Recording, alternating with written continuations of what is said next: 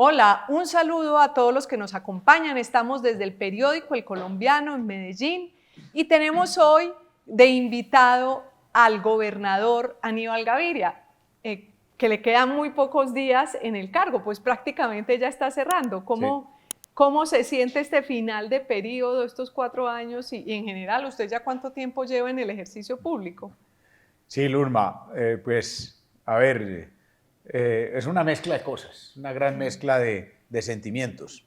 Por un lado, no puedo negarlo, un poco agotado porque sobre todo este remate de gobierno ha sido a más de 100 kilómetros por hora, inaugurando obras, entregando proyectos, revisando otros que están en ejecución, terminando el remate de proyectos para aprobación en la Asamblea Departamental. Y obviamente enfrentando retos que se han presentado. No, pues en el dando camino. la pelea del metro, ¿no? Exacto, se Que ha presentado usted retos. ganó ese pulso, ¿no? Ganó el pulso de que no cambiaran al gerente del metro. ¿O cómo fue eso? Cuéntenos el detalle. Entonces digo, una mezcla en Lurma, porque por un lado ese agotamiento pero por otro lado la satisfacción del deber cumplido, la gratitud con Antioquia y la gratitud con el equipo de gobierno, porque esto si ha sido algo, es un trabajo como lo que hicimos desde el principio, unidos el equipo de gobierno, de todos los servidores públicos. Felicito, agradezco, mando un gran abrazo a todos los servidores públicos de la Gobernación de Antioquia, extraordinario equipo, miles y miles de servidores públicos, y gratitud a los antioqueños. O sea, esa mezcla de trabajo y en cierto grado, agotamiento físico, pero de satisfacción, de alegría, un poco de nostalgia, pero una nostalgia que uno ya sabe manejar, porque cuando ya ha estado dos ocasiones en esta, es que yo siempre he dicho que uno tiene que saber. Fue distinto esta vez, fue distinto a cómo terminó la otra vez, que la experiencia de repetir cargo. Sí, yo creo que la experiencia sirve, sirve. Yo obviamente cuando fui gobernador la primera vez, pues casi nada de experiencia, entonces hay muchas cosas que ahora esa experiencia me sirvió para saber tomar, por ejemplo, ciertas crisis y ciertas dificultades con más tranquilidad. El tema de la pandemia, la propia situación de persecución que yo sufrí, porque así la llamo, es una persecución, porque es una gran injusticia, pero también otros temas relacionados con el ejercicio de gobierno, por ejemplo. Sí, la persecución se refiere a la detención de la que fue objeto por parte de la Fiscalía. Exactamente, entonces saber manejar esas crisis como con una mayor tranquilidad, sin ese agobio, eso fue parte de la experiencia. Pero yo siempre he dicho, Luzma, que es que uno tiene que saber ser gobernador y ser exgobernador. Y esas dos ya las he aprendido. A veces es más importante saber ser ex. Claro. Porque ya cuando los reflectores del poder y las facilidades del poder están, pues ahí hay muchas cosas para aprender. Por ejemplo, gente que aparece cuando uno está en el poder y desaparece cuando se desaparece el poder. Debe ser mucha, ¿o no? Eso siempre hay. Entonces, todo eso hay que saberlo manejar, pero ha sido otra vez el más grande honor, el más grande privilegio de mi vida, ser gobernador de Antioquia. Pero tenemos varios temas. Con usted hay muchos temas de verdad muy gruesos. Uno de ellos, el metro, que le podemos dedicar un momentico. Cuéntenos qué fue lo que pasó. Se ganó finalmente esa batalla. Entiendo que finalmente los delegados del presidente de la República en la Junta del Metro, pues no quisieron finalmente copiarle a lo que querían los delegados del exalcalde Daniel Quintero, de cambiar a Tomás Elejalde como gerente. ¿Pero eso fue difícil o finalmente se tramitó fácil? No, a ver, Lurma, como lo decías, el tema fue muy complejo, muy difícil. El metro enfrentó una situación que pudo haber sido catastrófica, pero no ganó Aníbal Gaviria, ganó el metro, ganó Medellín y ganó Antioquia. Y no lo digo en una forma metafórica ni políticamente correcta, no, es que aquí lo que se hizo fue que se levantó Antioquia a decir alto ahí. Obviamente yo tengo la satisfacción y de alguna manera no la soslayo, en el sentido de que fui el que denuncié que había en ciernes una Usted toma hostil. advirtió la Claro. toma hostil antes de que cualquiera se la hubiera olido. Claro, un mes antes, y después esa toma hostil quedó completamente comprobada. Y esa toma hostil quedó comprobada con la citación a la Junta Extraordinaria por parte del alcalde encargado y de su secretario. Que los sorprendió a todos, porque era una junta en diciembre extraordinaria, ya cuando ellos casi se están yendo. No, pues una cosa completamente absurda. Y el orden del día que Y el orden del día, remover al gerente, cambiar los estatutos para cambiar los requisitos y poner unos requisitos sastre para el tercer punto, que era nombrar gerente de bolsillo. No, grotesco. Era la toma hostil textual, como yo la advertí un mes antes. Y tuvieron, esa junta extraordinaria se cayó precisamente por todo la advertencia que usted lanzó y que toda la ciudad apoyó. Eso, totalmente. Pero también hubo una junta ordinaria. ¿Qué dijeron allí los representantes del alcalde Daniel Quintero? ¿Dieron alguna explicación sobre esa junta extraordinaria que no habían anunciado que iban a convocar? Sí, entonces la junta extraordinaria no se pudo hacer porque estaba completamente viciada, porque habría sido una cosa supremamente riesgosa para quienes hubieran asistido a ella, y así lo advertimos.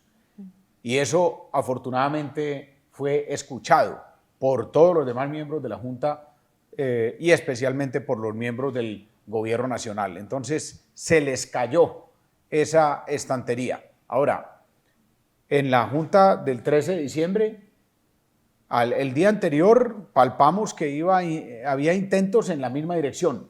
Querían seguir con Querían ese propósito. seguir con ese propósito, pero eso se les fue desbaratando porque, repito, el bloque que conformó Antioquia y Medellín con la bancada antioqueña, con la asamblea departamental, con los medios, el colombiano en eso, como en muchos otros temas, tuvo una posición directa, clara. Entonces, todo ese bloque, los exgerentes del metro, la ciudadanía, porque eso fue una cosa natural, eso no fue algo premeditado, que nosotros hubiéramos armado una cosa en los medios y una estrategia, no, se dio natural inmediatamente. Porque la ciudad quiere mucho al metro, Claro, lo ha protegido y sabe que ese no es un puede. valor. Es un patrimonio de la ciudad. Yo quiero destacar eso, Luzma, muchísimo. Eso mostró ese cariño, y así es como se defienden las instituciones. No es únicamente una persona o dos o tres, por poderosas que sean, es la ciudadanía. Y entonces vino la Junta del 13 y ya se les mojó completamente la pólvora. Y entonces, ¿qué sucedió en la Junta del 13?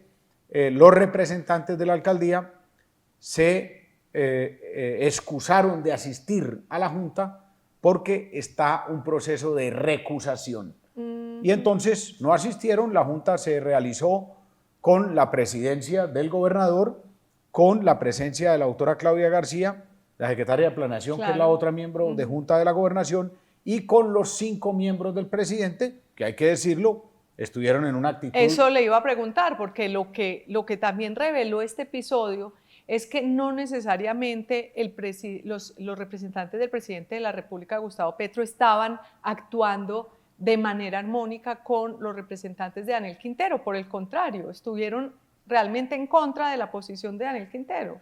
De acuerdo, eso fue lo que sucedió al final. Yo no sé qué había antes, al principio, pero por lo menos lo que sucedió al final fue claramente que ellos se desmarcaron de la citación de la Junta Extraordinaria y se desmarcaron de ese exabrupto que significa que un gobierno, faltando 15 días, un gobierno de la ciudad de Medellín, con un alcalde encargado, faltando 15 días, quiera arrasar con el metro, con la removiendo el gerente, cambiando los estatutos y nombrando un nuevo gerente. Hombre, eso es lo más increíble. Yo lo que dije desde el principio es, esperen que lleguen el nuevo alcalde, el nuevo gobernador, y que el gobierno nacional interlocute con ellos para avanzar en un camino futuro, pero un camino futuro que conserve todo lo que se ha construido, claro, por 28 sobre todo años. El problema era cambiar las normas para elegir al gerente del metro. Pero siguiendo precisamente en esa línea de esa relación con el gobierno nacional, Otro tema bastante importante de su administración, que usted se la jugó toda, le apostó todo.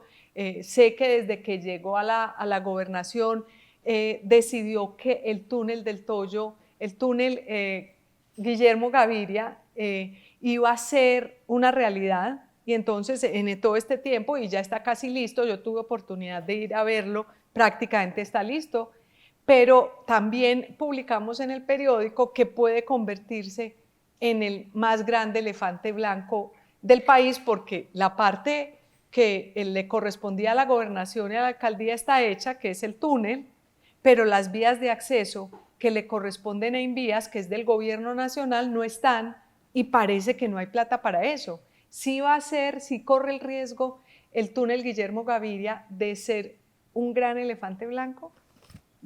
Pues como tú dijiste, cuando llegamos al gobierno, esa fue una de las prioridades. ¿Por qué? Porque esa es la obra más estratégica de Antioquia y de Colombia, el túnel más largo de América, pero además porque estaba contratado y en ejecución. ¿Y qué es lo que tenemos que hacer? Continuar su ejecución. ¿Para qué? Para que no aumenten los costos. Nosotros hicimos lo que teníamos que hacer, porque es que el túnel es una responsabilidad de financiación por la alcaldía y por la gobernación, y de ejecución y de gerencia por la gobernación. Y le pusimos, y esto lo digo en antioqueño, una berraca gerencia, con el gobernador, con el doctor Juan Pablo, con Santiago Sierra, con Héctor, el gerente que estaba allá directamente, con Antonio Vargas como asesor de infraestructura, y un equipo inmenso. Y por eso esa obra está avanzando como tal vez ninguna otra de su dimensión en el país, cumpliendo prácticamente los cronogramas. Comparaba a alguien el tema con el túnel de la línea, pues es más grande que el túnel de la línea, pero se hizo como en un tiempo muy diferente al del túnel de la línea. Claro, yo creo que el tiempo en el que se ha construido y se va a terminar construido el túnel Guillermo Gaviria Echeverry va a ser menos de la mitad del tiempo en el que se construyó el túnel de la línea, siendo que el túnel Guillermo Gaviria es 1,5 kilómetros más o menos más largo que el túnel de la línea. Entonces, no, ahí está claramente todo el proceso en el que nosotros recibimos el túnel y en el que lo entregamos, y están dadas todas las condiciones para que en el primer semestre del próximo año se termine la construcción del túnel. Pero como el colombiano lo expuso, como lo vimos en nuestra visita, ¿qué sigue? Poner los equipos electromecánicos, que es toda la ventilación y las luces y todos los equipos, la señalización, todos los equipos que son muy importantes para la operación del túnel, porque no podría operar sin esos equipos. Y eso es responsabilidad del Invías, y eso está atrasado. Y eso puede atrasar gravemente la puesta en funcionamiento del túnel. Pero el otro elemento, para que tenga la opinión pública los dos, es que la otra responsabilidad del Invías es hacer el tramo entre Santa Fe de Antioquia y Giraldo. Que ya es carretera, son como unos viaductos. Son viaductos, túneles y carretera a nivel, que son más o menos unos 19 kilómetros, entre el puente Gonzalo Mejía sobre el río Cauca y el empate con el túnel Guillermo Gaviria y con el sector que construyó y está construyendo la gobernación.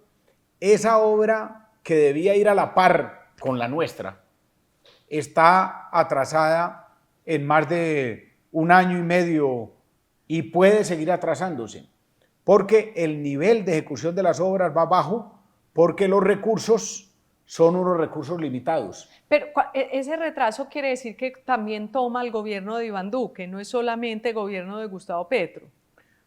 Miren, eso yo he querido ser lo más franco y lo más directo. Yo creo que es bueno agradecer al gobierno del presidente Iván Duque, porque fue quien aportó el 1.4 billones para esos dos grandes partes del proyecto que estoy mencionando, que son el tramo 2 entre Santa Fe, Antioquia y Giraldo, y los equipos electromecánicos. O sea que hay un agradecimiento. Pero si la plata está, ¿por qué no han ejecutado? A Dios lo que es de Dios y al César lo que es del César.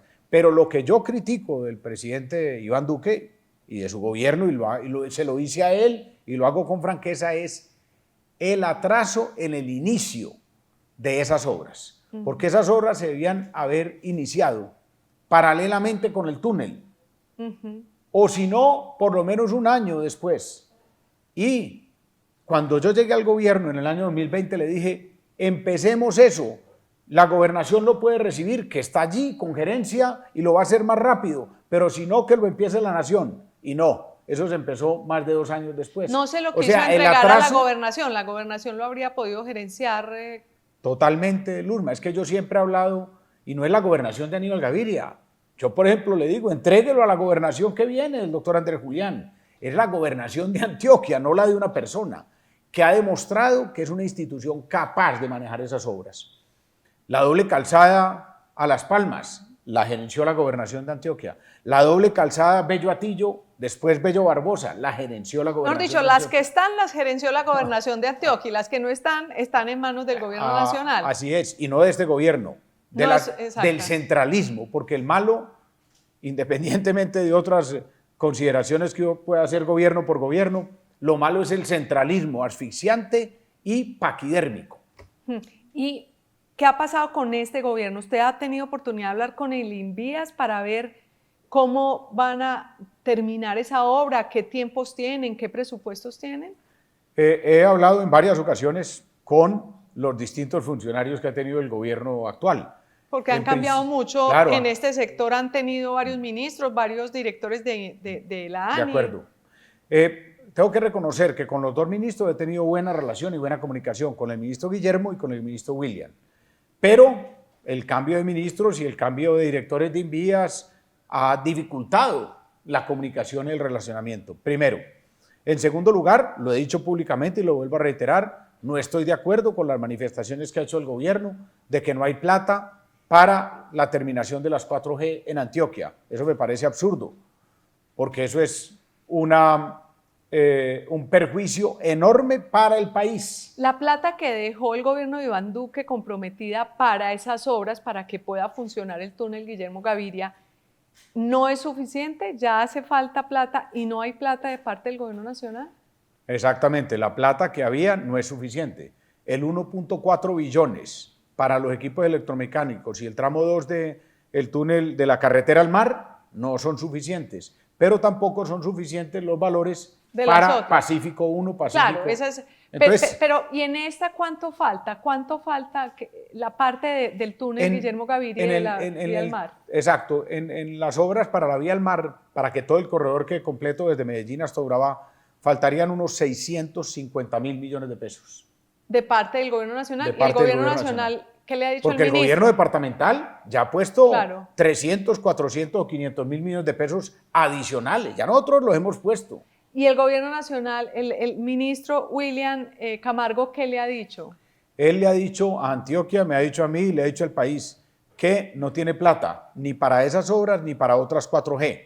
Pero yo creo que esa plata tiene que existir y tiene que buscarse. Claro, es que ¿cómo se imagina uno durante 2 años nosotros viendo, aunque no se ve porque esto es como en un cañón muy escondido el túnel, ¿no? Viendo que está ese túnel completo y que no se usa? Eso puede dar duro en el alma de los antioqueños, ¿o no? ¿O eso da duro en el alma, da duro en la economía y puede significar, obviamente, situaciones de tipo jurídico, porque nosotros hemos cumplido, porque nosotros lo que teníamos que hacer es hacer la obra y hacerla en los tiempos y evitar que al alargarse costara más. Es que si nosotros no entregamos la obra como está para ser terminada el primer semestre del próximo año, pues entonces se alarga 1 año más, 1 año y medio más y cuesta muchísimo más. Ahora, lo que toca es que el gobierno nacional cumpla. ¿Qué le sugiere usted algo? Si el presidente Gustavo Petro por casualidad ve esta entrevista, ¿qué le sugiere? No, pues es que yo le sugiero lo que le he sugerido a todos los gobiernos anteriores, le he sugerido a él y le he sugerido a los ministros, entréguele a Antioquia la terminación de esas concesiones, que Antioquia es capaz de avanzarlo. Pero obviamente, con plata. Eso, primero entréguelo porque la gerencia somos capaces de hacerla y mejor. Y segundo, y no es una cuestión de los funcionarios, es una cuestión del centralismo, es una cuestión de que nosotros estamos aquí, es una cuestión de que yo he ido 30 o 40 veces al túnel, mis funcionarios viven allá y en cambio los de Invías, yo no sé si los directores de Invías que ha habido en los últimos año y medio han ido 3 veces a las obras, 3 veces, 4, cuando nosotros hemos ido cientos de veces y los otros funcionarios están allá, viven allá. Héctor Gómez, el gerente, Santiago Sierra, Juan Pablo, Antonio, constantemente. Entonces, es una cuestión de gerencia, pero no es solamente la gerencia. Obviamente nos deben entregar recursos. Pero ojo, como no tienen recursos, entréguenos instrumentos que generan recursos. Por ejemplo, la valorización, peajes, plusvalías. Antioquia es capaz de manejarlas y manejarlas bien para hacer esas vías pero no y se ha operar hecho hasta esas ahora. vías. Hasta ahora no se han hecho vías nacionales con plusvalía ni con valorización, ¿no? Pero la valorización para esas vías nacionales está decretada y está normativizada desde el gobierno de Iván Duque. Y el gobierno actual ha dicho que la va a empezar a ejecutar en el norte de Colombia. Pero miren, una valorización, como han dicho algunos del gobierno nacional, que es que la plata de valorización, no, eso se demora mucho. Y eso es un trecho largo. Pero Antioquia es capaz también de buscar los mecanismos de financiación. Para eso el IDEA es capaz de hacerlo, tiene la capacidad y la fuerza, el conocimiento, el músculo. Pero lo que tiene que es dejarnos hacer las soluciones. Este gobierno, cuando usted les sugirió eso, no le contestaron nada o le dijeron no, nos vamos a quedar con eso nosotros, ¿cómo? La última reunión que tuve con el ministro William y con su equipo fue en Cartagena y allí yo creo que la receptividad fue buena. Ahorita en noviembre en el Congreso de Infraestructura. Exacto. Yo creo que la receptividad fue buena y no dijeron no a estas, pero ya eso obviamente quedará para que lo siga tramitando y lo siga impulsando el gobernador Andrés Julián, con quien coincido en varios de los elementos acerca de fortalecimiento. Él ha propuesto también la valorización, ¿no? Y ha propuesto elementos de descentralización en los que coincidimos. Pero el primero y más claro y más contundente es que miren. Más razones para no Antioquia Federal, sino Colombia Federal. ¿Cómo es que es la diferencia conceptual? Sí, es que Colombia Federal es el federalismo en toda Colombia. Antioquia Federal es algo que nosotros no podemos enarbolar como bandera, porque es Antioquia Federal en medio de una Colombia unitaria. No, el cambio tiene que ser para Colombia, para que haya Antioquia Federal, para que haya Córdoba Federal, para que haya Atlántico Federal, Cundinamarca Federal. Es decir, una nación que avance mucho más en lo que está establecido en la Constitución. Es que la Constitución dice que nosotros somos un país unitario, pero descentralizado y con autonomía en las entidades territoriales. Pero la descentralización no es tan cierta, ¿no? Hay muchas, usted alega centralismo, como en este. Claro, como en todo. Centralismo con el tema del metro. Pues es que mire un ejercicio de centralismo, es que 5 miembros del gobierno nacional y 4 miembros de la gobernación y la alcaldía cuando nosotros somos los dueños. Eso debe cambiar. Aunque en teoría dirán que es que ellos fueron los que la nación fue la que pagó el metro, aunque no es del todo cierto, ¿no? Usted ya nos echó esa historia. No, esa sí que es otra historia bien contundente, pero vuelvo y le digo, ayer lo dije en la Junta y lo vuelvo a decir públicamente y lo seguiré diciendo, hay que cambiar ese 4-5 por un 4-3. ¿Por qué? Porque esos 5 miembros del gobierno nacional eran lógicos hace 20 años, pero ya hay un acuerdo de pago y ese acuerdo se está cumpliendo por encima de lo establecido. Entonces, el acuerdo de pago que implica que la región es la que está pagando.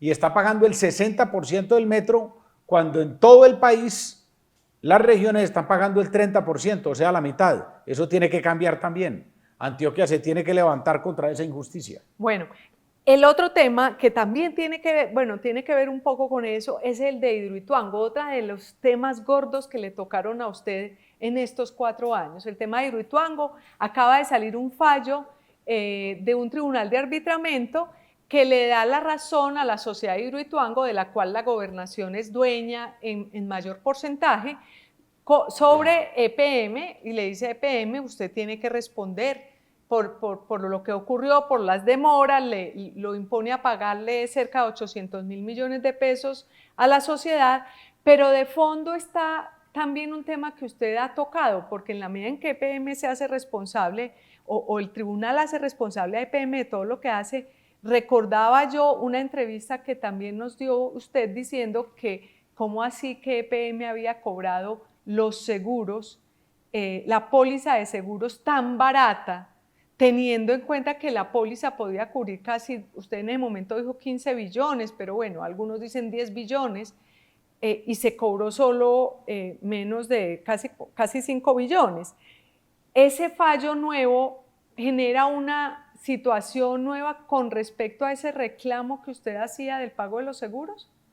Yo sí creo, contundentemente. A ver, primero, el laudo arbitral expresa claramente en varias ocasiones que EPM es la responsable, pero que no hubo ni dolo ni culpa grave, que fue lo que yo también dije desde hace 6 años. ¿Ratifica que es un accidente más o menos? Eso, ratifica que el camino es cobrar y era cobrar los seguros, porque la única forma en la que unos seguros no se pueden cobrar es cuando haya dolo o culpa grave.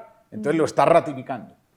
Y entonces ahí se vuelve a decir y se vuelve a ratificar lo que yo dije. Eso fue lo que se debía haber hecho desde el principio. Pero ¿qué hicieron? Organizaron un acuerdo con la compañía de seguros y aceptaron 4.3 billones. Cuando los seguros, la cobertura de seguros que nosotros dejamos, los gobernadores y alcaldes a los que nos quieren tirar el agua sucia, nosotros dejamos los seguros completamente bien contratados por un valor superior a los 3.200 millones de dólares, que al cambio de 4.000 y pico de pesos da 13, 14 billones de pesos. Repito lo que he dicho y lo que siempre quedará en los titulares del Colombiano, de los medios, para la historia y ojalá para el análisis y para la investigación. ¿Por qué? Si los seguros tenían una cobertura de 14 billones, hicieron un acuerdo por 4.3. Hay que decir que EPM fue la que hizo el acuerdo y usted dice, ellos hicieron un acuerdo con las aseguradoras. ¿Usted cree que hubo algo indebido en ese acuerdo? Yo creo que se equivocaron. Yo no entraría a ir más allá, pero claramente se equivocaron. A lo mejor porque tenían la presión del tema de la Contraloría, porque tenían la presión que implicaba que deberían hacer ese arreglo antes del 31 de diciembre de ese año para evitar una parálisis en las obras que ellos mismos crearon. Pero en todo caso, la equivocación es clarísima. ¿Cómo si yo tengo más de 14 billones de cobertura, yo hago un acuerdo por 4.3? Es que yo le digo a la opinión pública 1000 veces. Si yo me choco, tengo el carro asegurado, yo cobro el seguro, pero no digo, hombre, es que acuerdo por 3 millones de pesos para el seguro. No, yo cobro el seguro. Yo tengo asegurado mi carro de 100 millones de pesos y me choco. Claro. Entonces, venga a ver, el seguro me paga. Si yo tengo 14 billones de pesos de cobertura, ¿cómo acepto 4.3? Porque entonces el gerente y otra gente de EPM han dicho, es que aquí no hubo pérdida total. No, claro, es que si hubiera pérdida total, pues sería la cosa grotesca, porque venga, los 14 billones. No, pero yo digo, es que si no hubo pérdida total, pero la pérdida fue grande, alta, pues que la cuantifiquen y le paguen lo que valió. Entonces ahora se dice que valió 8 billones, entonces ¿por qué no cobraron 8 billones? Así de fácil. Es más, ya subió lo que se destruyó, ya hay contabilidad mayor de la que pagaron los seguros. Es como que ese carro, siguiendo su ejemplo del carro, es como que el carro es suyo, que usted es el gobernador de Antioquia, el proyecto es suyo, pero usted me lo entrega a mí, que soy una conductora, y dice, no, usted maneja el carro, que es EPM, y entonces cuando lo voy manejando lo choco, y yo digo, ay no, le tengo que responder al gobernador, pero entonces cobro menos del seguro, pero el gobernador ya verá qué hace con su carro, fue lo que pasó. Y entonces el tribunal lo que le dice a EPM, le dice, a mi conductor, dice, No, señora, la que tiene que pagar es usted porque el gobernador le entregó a usted esa responsabilidad. Completamente. El tribunal dice, eso valió más de 4.3, 7, 8. Usted los tiene que asumir EPM. Claro, y esa EPM, estamos hablando de EPM, el presidente de Junta Directiva de EPM, Daniel Quintero, el exalcalde, en ese momento alcalde, y Jorge Carrillo, el gerente de EPM. ¿Eso implicaría que ellos tendrían que responder por eso en algún momento? Es un tema jurídico muy complejo, según tengo entendido, porque el tipo de acuerdo que se hace es un acuerdo que obviamente está muy blindado, porque una compañía de seguros de la dimensión de las que tenía asegurado EPM no va a hacer un acuerdo de ese tipo para que mañana se lo tumben fácilmente.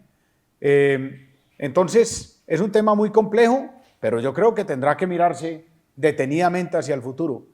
Si es posible, cobrar los seguros que faltaron por cobrar. Pero creo que el acuerdo dice que no, exime a las aseguradoras y le echa toda la responsabilidad a EPM. Exactamente. Pero por eso digo que es un tema que jurídicamente tendrá que analizarse con mucho detalle, porque lo que es muy claro es, hombre, si yo estaba asegurado por 14, el costo de la contingencia es de 8, pues ¿por qué no cobré 8?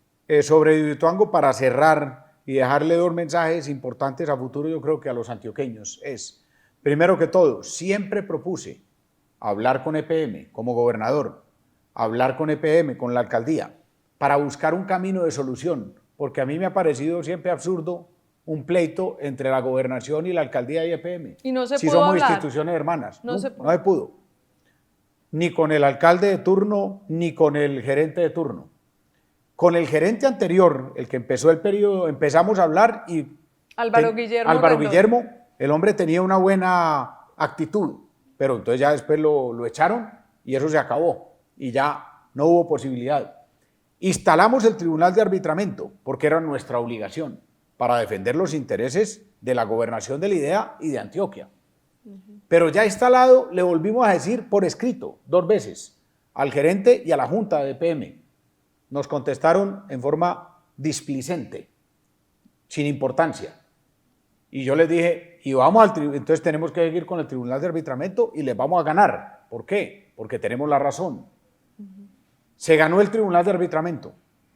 Como tú dices, aproximadamente 800.000 millones de pesos que debe pagar a la sociedad Hidroituango, de la cual la gobernación y el IDEA son dueños del 52.89%, para decirlo en letricas, en números exacticos. Sí, lo paradójico es que la otra parte es de EPM. Sí, entonces es decir, de alguna EPM manera, terminó... ellos se van a pagar parte de lo que pagan, pero le llegan unas platas importantes a Antioquia que le dejamos a Antioquia para inversión para Ahí está Antioquia. la plata para lo de las vías del túnel del Toyo. Ahí está la plata para muchas cosas.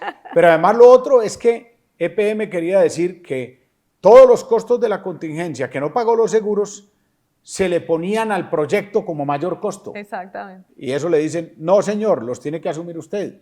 Y como yo digo, se los tendría que haber cobrado a la compañía de seguros o se los tendrá que cobrar. Esa es la justicia. Así debería ser. Sobre todo porque usted comentaba al principio, en realidad uno siente, leyendo bien la historia, que quienes armaron la mayor demora, más allá de la contingencia, también fue la administración de Medellín interponiendo tutelas, cambiando la junta, porque el cambio de junta y todo esto también generó la demanda, ¿no? Entonces terminaron ellos haciéndole este daño a EPM. Claro, totalmente.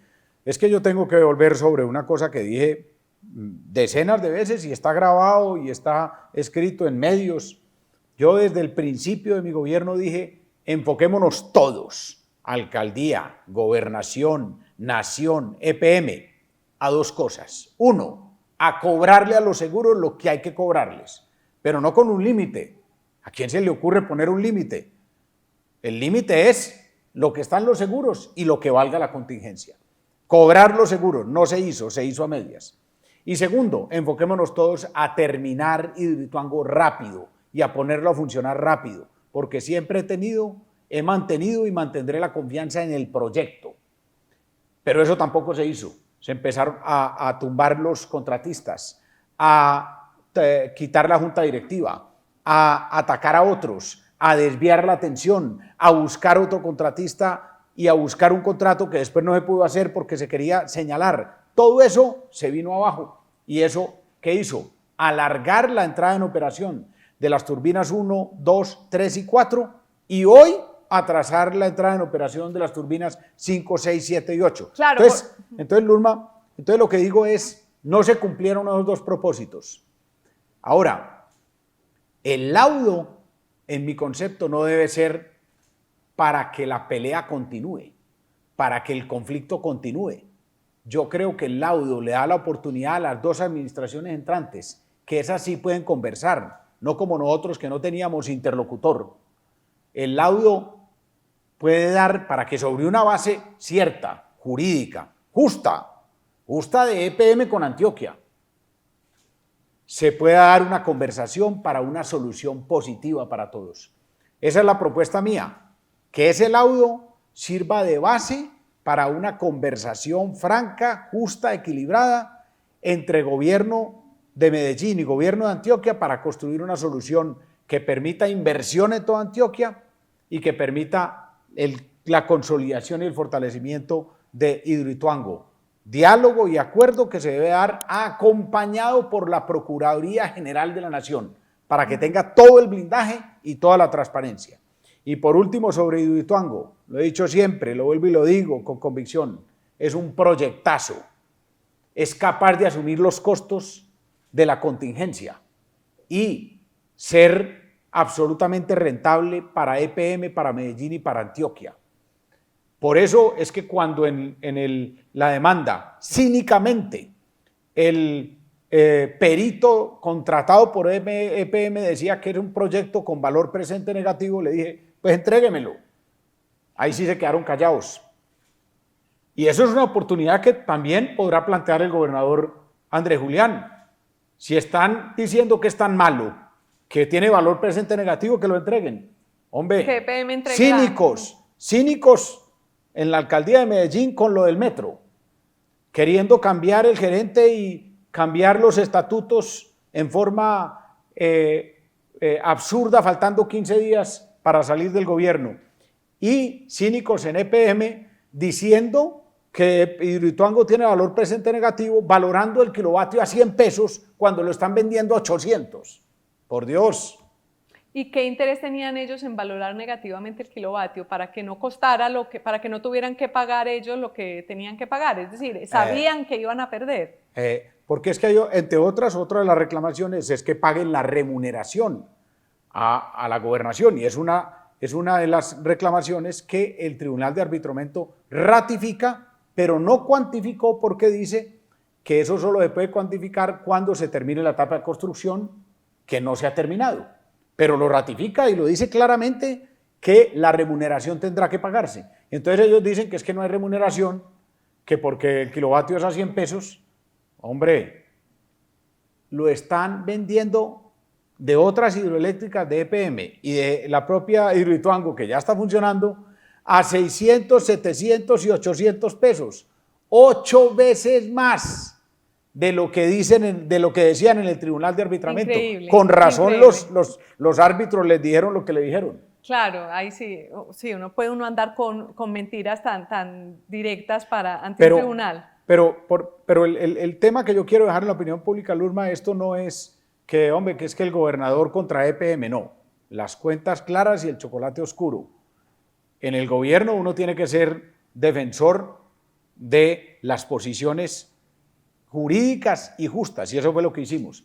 Pero eso no significa una pelea eterna todo porque es que entre Hidroituango y EPM. Si lo entiendo, lo que ha pasado es que la gobernación Antioquia ha dejado de recibir un dinero por cuenta de estas demoras, y entonces también no es justo con Antioquia claro. que el contratista no le rinda a tiempo y entonces pierda ese valor que iba a tener. Y es que son cínicos y agalludos, pero ya llegan otros que tienen con seguridad otro talante y otras ideas. ¿Y por qué Cínico y Agalludos? ¿Por qué?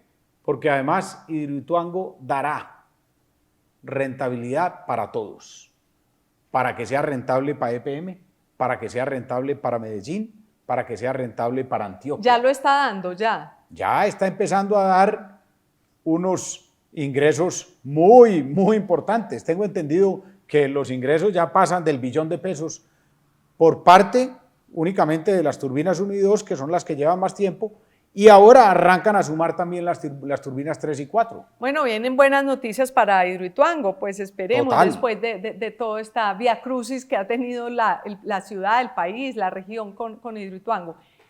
Sobre Hidroituango, Lurma, se quiso armar, y lo he dicho también en El Colombiano, otro de los mitos contra Antioquia. No, hombre, viendo las cosas en perspectiva, Hidroituango va a ser algo que va a quedar para un análisis histórico. ¿Qué pasó? No se perdió una vida en una contingencia de esas dimensiones. Y segundo, podíamos no haber perdido un peso, porque si se cobran los seguros como se tuvieron que cobrar, eso había pasado. Y entonces, ¿cuál es la contingencia? Las contingencias se miden. ¿Cuántas vidas se perdieron en un choque? Ninguna, nada. Quintero, bueno. Y en el choque el vehículo se pagó todo el seguro. ¿Qué pasó? Historia. El alcalde Quintero ha querido tener en Hidroituango la herramienta para atacar a muchos sectores sociales en Antioquia. Su historia, la versión suya es al contrario, que quien habría generado problemas en Hidroituango es el alcalde Quintero y su equipo. Así es completamente, y la historia, que tiene una perspectiva bien interesante, nos lo va a ir diciendo. Pero sí, yo no me ocupo mucho del exalcalde Quintero, porque primero es un mitómano, y segundo, el problema no es que a uno lo ataque Quintero, el problema es que a uno lo elogie. Yo me sentiría muy mal si me está elogiando, y me sentiría muy mal si me está defendiendo. No, me siento bien cuando me ataca y hasta cuando me insulta. Sabia Salud, no sé si aguanta un momentico qué va a pasar con la gente de la salud. Usted fue muy crítico de esa decisión del gobierno nacional de intervenir Sabia Salud.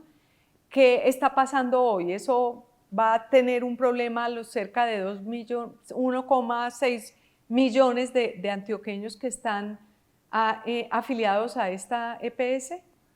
La intervención de Sabia Salud es otro exabrupto del centralismo. Un abuso total.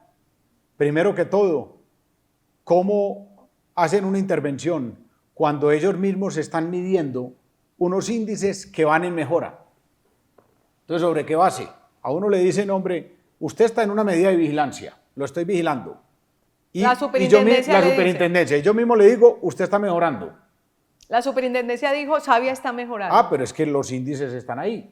Nosotros nos miden 19 indicadores de salud, y de esos 19 indicadores de salud arrancamos y digo arrancamos porque esto no es de un gobierno de Aníbal Gaviria, del uno y tal, sino como región. Arrancamos hace como 4, 5, 6 años con 7 u 8 indicadores de esos 19 que se cumplían, y cuando nos intervinieron estamos cumpliendo 14. Habíamos avanzado en más del doble. Que probablemente muchas otras EPS que han intervenido, pues no, o algunas de las que ni siquiera están vigilando los cumplan. Hay muchas que no cumplen esos mismos números de indicadores, pero los otros 5 no dice que, no quiere decir que se están incumpliendo en cero. Estábamos avanzando en 3 o 4 de ellos para en un horizonte de 6, 8, 10 meses cumplirlos. ¿Y entonces qué explicación hay para la intervención? Ah, no, es una intervención política. ¿Y con qué propósito? ¿Qué se mueve detrás de eso? Ah, el centralismo, lo mismo que en el tema de las 4G, lo mismo que en el tema del metro. Es que ¿qué objeto tiene que un gobierno nacional le diga al metro de Medellín, que es de Medellín y de Antioquia, cuál va a ser el gerente? ¿Quién va a ser el gerente? No, es absurdo.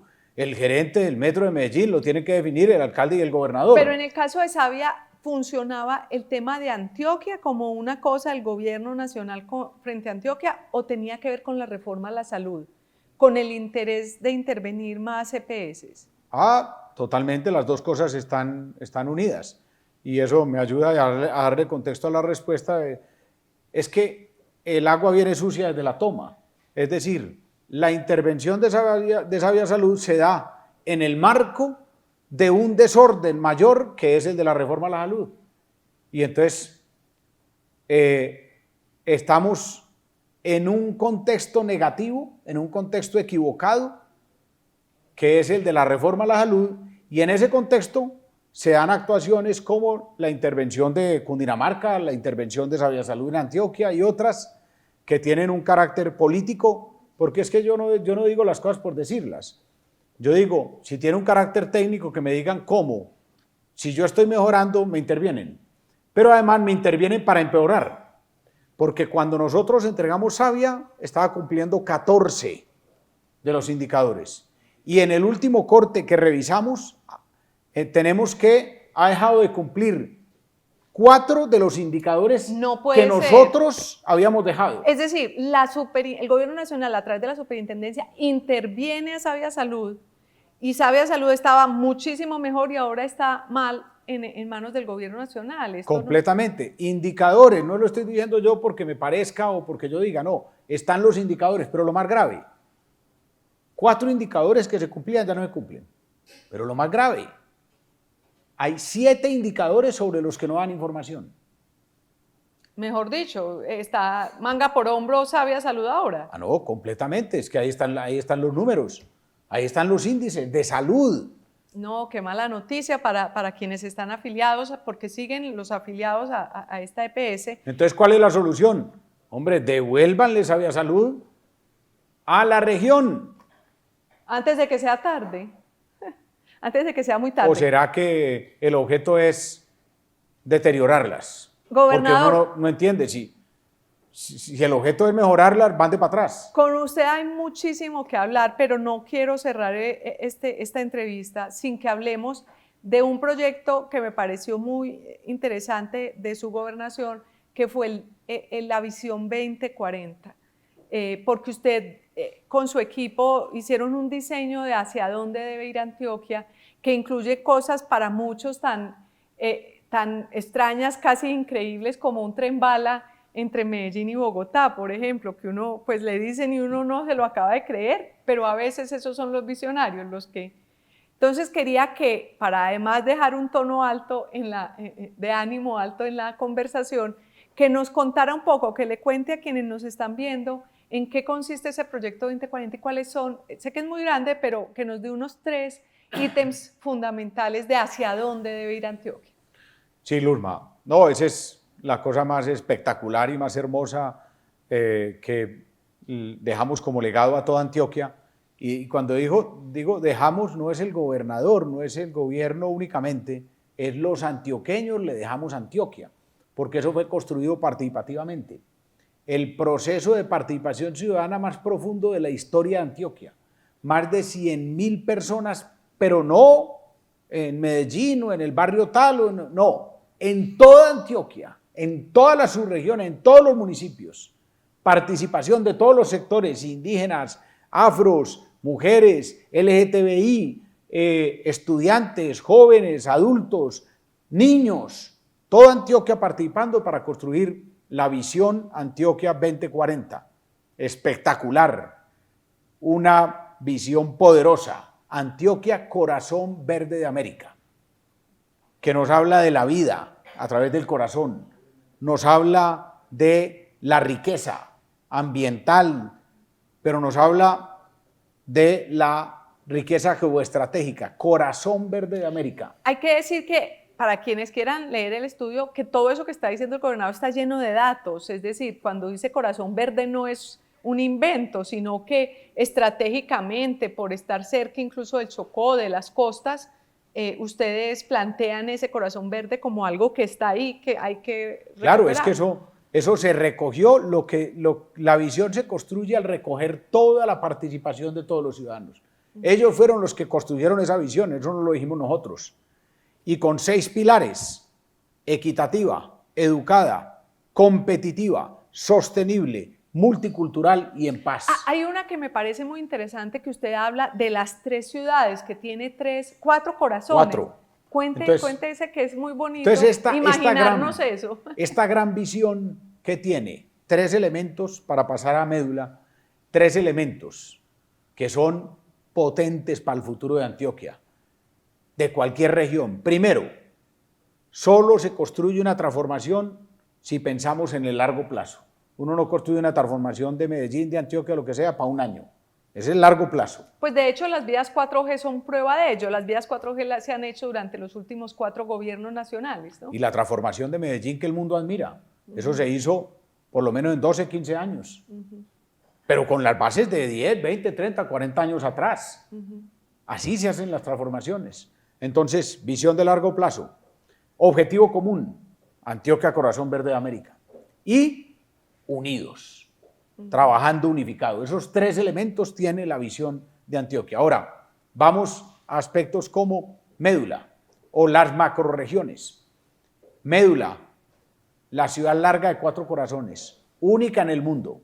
Antioqueños, antioqueñas, estamos construyendo una ciudad única en el mundo, no existe en ninguna parte del mundo, potente, 4 corazones, un cuerpo con 4 corazones no existe, lo estamos inventando en Antioquia.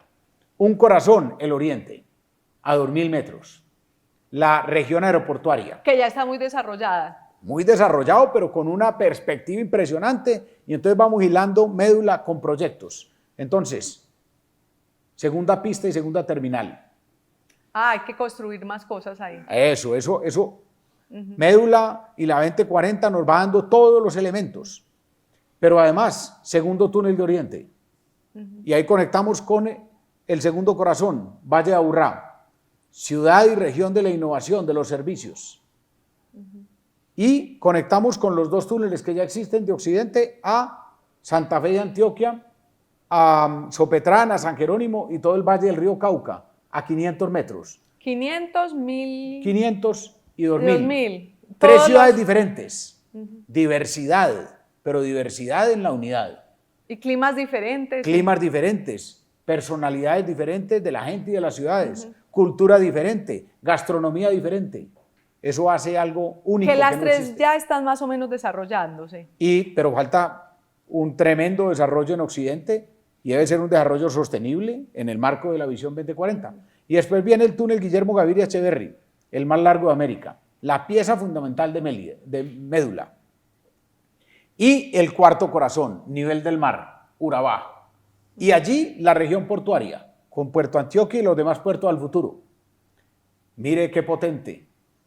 Un nodo aeroportuario en Oriente, un nodo portuario en Urabá y los 4 corazones unidos por la doble calzada. Por una Antioquia que ya no es de montaña, sino plana con los túneles y los viaductos, ¿no? Una Antioquia transformada. Transformada. Una Antioquia que se proyecta a esa potencialidad de su posición geoestratégica, pero no nos quedamos ahí.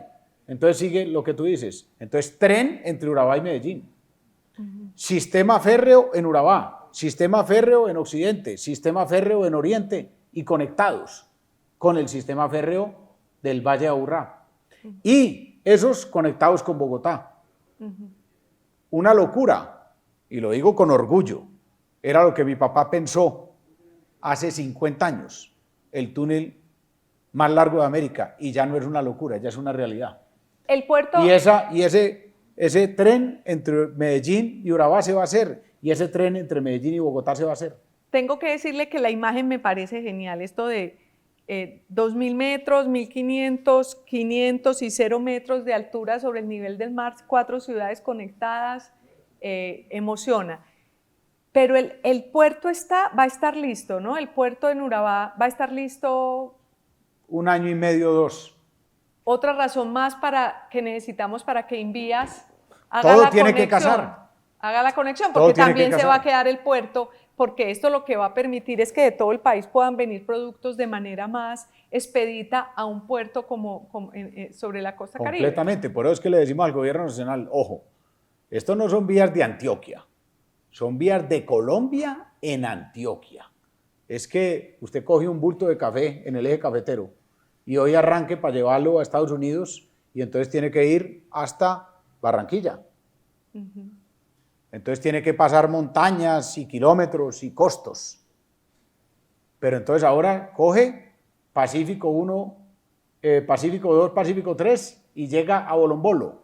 Y sigue por Bolombolo suavecito como va el río Cauca y llega a Santa Fe de Antioquia. Ahí coge el túnel Guillermo Gaviria Echeverri y llega a Urabá.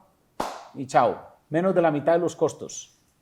Competitividad, empleo, generación de riqueza. Bueno, ahora que dice eso, bueno, mi última pregunta, pues usted ya tuvo la experiencia de ser candidato a la presidencia y ya cuando termina y usted después de tantos, de ya tantos cargos públicos, además por elección popular, que pues no es tan fácil ganar siempre por elección popular, ¿se le va a medir de nuevo a ser candidato a la presidencia? Luzma, dos cosas. Primero, terminar agradeciéndole al colombiano no solo por la entrevista, sino porque con el colombiano como institución hemos trabajado muchos temas muy importantes. Nos ha acompañado mucho en la Agenda Antioquia 2040, ha acompañado otra serie de iniciativas de región. En segundo lugar, agradecerle a los antioqueños. El honor más grande de mi vida ha sido ser gobernador y ser alcalde de Medellín. Me lo han dado los antioqueños. El privilegio de servir y servir con alegría. Y en tercer lugar, y eso viene a la pregunta que tú dices, yo siempre he considerado que las candidaturas no son de uno, son de la gente. A mí me causa mucha extrañeza gente que es autocandidata o que es eterna candidata. Eso no lo seré yo nunca. Si hay una candidatura de la gente, eso lo voy a escuchar. Y lo voy a analizar y lo voy a atender. No niego que, por ejemplo, voy a otras partes de Colombia y la gente lo pregunta y otros lo estimulan. En Antioquia también. Pero yo no soy un hombre, gracias a Dios, gracias a mi formación, obsesivo con el poder. Gracias a Dios, nunca me he obsesionado con el poder. Por eso yo, más que cargos, busco posibilidades de transformación, donde yo pueda estar transformando, donde yo pueda estar ayudando a otros a transformar. Ahí voy a estar, pero nunca me he obsesionado con ser alcalde, con ser gobernador, con ser presidente, con un cargo. Hay gente que llega a los cargos y no transforma. Si yo voy a llegar a un cargo es para transformar, como he querido hacerlo y en cierta medida creo que lo he logrado en Medellín, en Antioquia, no solo, sino uniendo voluntades con muchos otros. Cada que los periodistas hacemos esta pregunta, siempre le toca al periodista como hacer una interpretación de lo que la persona entrevistada hizo. Me queda un poco difícil. Quiere decir que si siente que hay un fervor popular por su nombre, se va a lanzar y que si no, no, y que ahí está, mejor dicho, a disposición de lo que llegue. Es que, pero más que el nombre es las ideas. Es que verdaderamente uno solo puede aspirar a un cargo como estos, de gobernación, alcaldía y mucho más presidencia, si la gente cree que uno interpreta unas ideas, interpreta un momento, interpreta una transformación. Si eso se logra, hay que medir esa temperatura. Y un tema, gobernador, que no podemos dejar de tocar, así nos alarguemos un poco más, es el tema de la seguridad. Usted desde su posición de gobernador, que ha estado en otros gobiernos, digamos, que como gobernador o alcalde le ha tocado otros gobiernos nacionales, ¿qué impacto ve que tiene el tema del proceso de paz total, la idea de paz total del gobierno de Gustavo Petro sobre la situación de seguridad en Antioquia? Y en general, ¿usted cómo deja el tema de seguridad en Antioquia? Luzma, siempre hay que hacer la introducción en el sentido de que todos anhelamos la paz. Eso es una cosa que yo creo que es absurda, poner a unos enemigos de la paz, a otros amigos de la paz. ¿Quién no quiere la paz? Todos anhelamos la paz, partamos de la base de eso. Pero yo, casualmente y claramente, he sido un gran crítico de la paz total, porque me parece un desorden, una cosa mal pensada, mal diseñada y mal ejecutada. Y le está haciendo gran y grave daño a la seguridad del país. y creo que el daño que ha hecho en este año, porque llevamos un año de paz total, se va a ver más el próximo año, porque ha contribuido a que esos grupos al margen de la ley, específicamente ELN, disidencias de las FARC y Clan del Golfo, sin desmedro de otras bandas en otras partes y en otras ciudades, crezcan. Lo que les ha dado la posibilidad es de crecer, ¿Usted de aumentar. lo ha sentido en Antioquia en particular? Claro, es que un índice de eso, un índice fácil de eso, es que hoy se han multiplicado en este año los enfrentamientos entre ellos. ¿Por qué? Porque, primero, en algunos casos ya no están teniendo el ataque del ejército porque lo tienen maniatado. Como peleando por territorio, tal vez. Y peleando por territorio porque como están creciendo, dicen, chocamos porque yo quiero este territorio en el nordeste o en el Bajo Cauca de Antioquia. Entonces es clarísimo, pero además está medido con el índice de reclutamiento y el índice de reclutamiento de menores. Gravísimo. ¿Ha aumentado? Entonces, ha aumentado. Pero, le iba a con decir cifras algo. nuestras de la Defensoría y de otras instituciones. Uno podría llegar a decir que los grupos armados están tratando de copar el territorio que la fuerza pública tal vez ya está dejando o no está cubriendo de la manera como debe hacerlo. Claro, es que si la paz total ha pactado unos ceses al fuego completamente chimbos, que no han funcionado y que de hecho han tenido después que cancelar. Yo no lo estoy diciendo porque, no, es que se pactó un cese al fuego por allá el 1 de enero de este año y a los 3 meses ya había uno de esos ceses al fuego cancelado, a los 6 meses el otro y así sucesivamente. Entonces ha sido improvisado. De hecho, yo lo denuncié ante el país varias ocasiones. A lo último dije, una de las cosas que definitivamente no me gustan, porque nunca me gusta personalizar, pero cuando toca, toca, y hay que cambiar ese comisionado de paz. Ese hombre no diseñó mal esto y lo está ejecutando mal. Lo cambiaron, pero ojalá no sea únicamente que cambian de persona para seguir con los mismos errores. Sí, el doctor Oti Patiño lleva que un mes, menos de un mes, hay que ver cómo le va. Eso, hay que ver, pero eso puede terminar siendo que cambiaron únicamente la fotografía y no cambiaron la esencia, porque ese proceso hay que rediseñarlo. Es que mire, parte de la base de algo y es, el señor Danilo Rueda pensaba que un buen proceso de paz es abrir muchos procesos de paz al mismo tiempo. ¿Qué índice es ese? Proceso de paz es en el que usted cada que abre uno con algún grupo, lo abre bajo unos parámetros ciertos, con una metodología y además con unas condiciones. Gobernador, ¿y qué culpa? Porque usted lo centra un poco en el comisionado y en Danilo Rueda, y voy a mi otra pregunta que quería que usted un poco me calificara o analizara el gobierno de Gustavo Petro. Pero en este punto en particular de la paz total, ¿qué culpa le cabe mucha culpa o poca culpa al presidente Gustavo Petro? No, yo creo que francamente nosotros las cabezas somos responsables muy fuertemente de las líneas gruesas de un gobierno.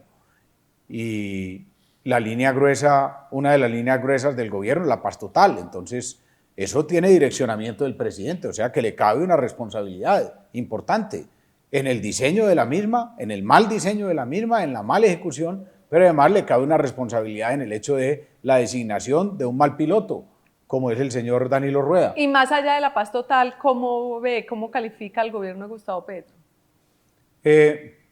Mire, yo, eso, si me lo permite, le doy un contexto. Yo creo que el gobierno no va bien, creo que el gobierno es desarticulado, creo que el gobierno es desordenado. Mire, por ejemplo, en lo que es Antioquia, cantidad de proyectos frenados con los municipios que venían de empezar o iniciar su ejecución al final del gobierno anterior y en este se frenaron por simplemente un cambio de gobierno, malísimo eso. Con la gobernación de Antioquia, el 90 y pico % de los proyectos frenados también, lo mismo con otras gobernaciones. en la ejecución del gobierno nacional es bajísima, lo sabe todo el país, porque claro, y no están haciendo proyectos con los alcaldes ni con los gobernadores, está frenado.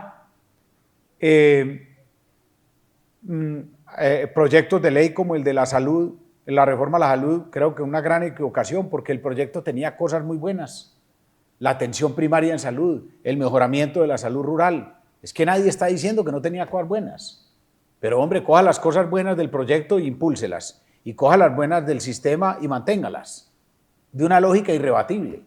Pero cuando llegan a ese grado de ideologización en el que todo nada y no hay nada de razón hacia atrás y toda la razón supuestamente en lo que se está cambiando, eso entonces va mal el gobierno. Pero mire, para mí la principal equivocación del presidente Petro es que él podía haber sido el gran factor de reconciliación de Colombia. Tenía todas las características para hacerlo.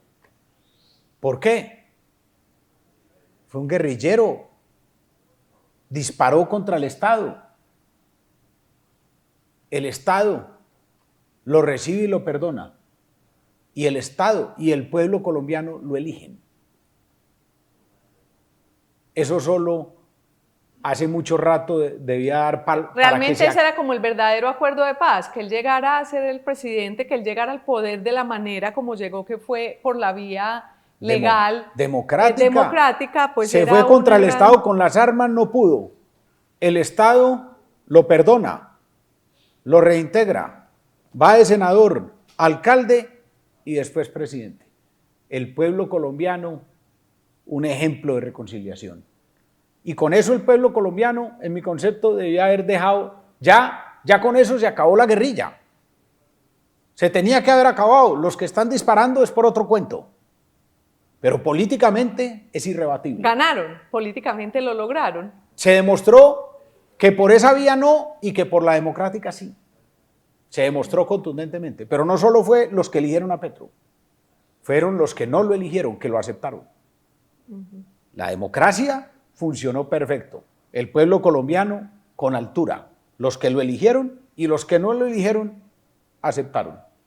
Al otro día de la elección de Petro todo el mundo dijo aceptado y arranque. Pero de ahí para allá el error es de él.